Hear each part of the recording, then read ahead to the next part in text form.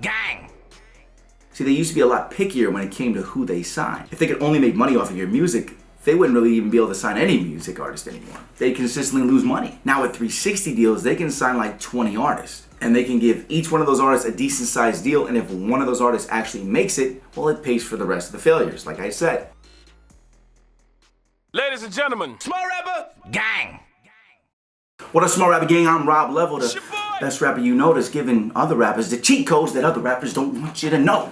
Okay, but that's what I'm here for. And today, I'm actually going to answer a question that's been asked me 100 times. I never made a video because I thought it was self-explanatory, but when you really break it down, it's not really that self-explanatory. We're going to talk about what 360 deals are today. And a lot more. I'm going to break it down more so you're not just going to get the basic of it. You're going to understand really what it is and why it exists and how to protect yourself from it. Okay? All right, this is Smart Rapper, the #1 place for upcoming rappers. For a reason. Do it. So protecting you from like this. So make sure you subscribe. We're at over 230,000 subscribers now. Thanks to everybody subscribed. I'm just gonna get right into it. All right, I'm not even gonna do an intro today. Or should I do an intro today? What the Look, so a 360 deal is known as a multiple rights deal. Music industry record labels have been growing and getting bigger and bigger since the 1930s, almost 100 years. So some of the biggest labels that exist today that are still thriving, like the powerhouse ones, they were actually established way back then. They've been around for that long. Along the entire journey of that time frame, they were able to survive strictly off of just music sales because people used to have to actually purchase albums. After all, back in the day, not everybody could just record music, okay? So back then, there were less than 100 artists to choose from.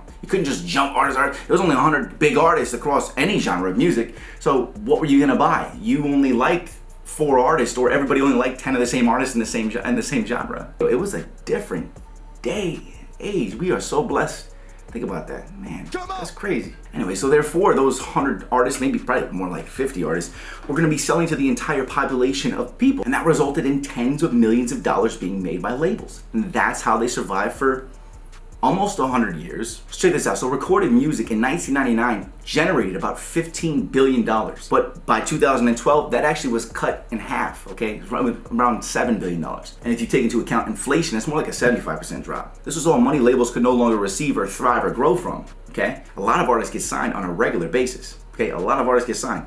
But they have to spend money on developing all those artists and promoting those artists. And only 1 out of every like 20 artists actually really does something significant that then pays back the label for all of the money they've already invested, okay? There's only gonna be 1 Rihanna out of 1,000 artists they sign. Not 1,000, but it's like a crazy number. And think about all those artists who didn't really make it or go anywhere for a myriad of variables. They spend money on all those artists. Of course, they get the write-off on taxes as a loss. And you'll be able to too, because I'm gonna show you guys how to, when you start yourself as a label, I have stuff that I'm gonna show you guys how to, you buy music equipment, it's tax writable. You buy this, it's tax writable. This whole set is tax writable. These thousands of dollars in CDs, everything, tax writable, okay? Because you're investing in yourself. But anyways, that's another thing. Be on the lookout for that. Like I said, it used to be that they only took the money from CD sales, vinyl sales, cassettes, you know what I'm saying, stuff like that. The sales of actual music decreased because of piracy. Labels had to make sure that they had another way to start making money back, okay? In order for them to start making that money, they had to create the multiple rights deals, which is considered a 360 deal, so that they could actually make money from everything from an artist. Okay. Now here's what a 360 deal gives a record label the ability to do, or to make money from an artist. Okay. You have digital sales, tours, concerts, and live performances, merchandise sales, endorsement deals, appearances in movies and television, songwriting, lyric display, publishing revenue, ringtone sales, which believe it or not, people still make money from ringtones because you gotta consider other countries as well. And also take this into account, as with a lot of management deals as well, if you start a business while you are under a label, they may own a percentage of the business that you create as well. Think about that. That's messed up.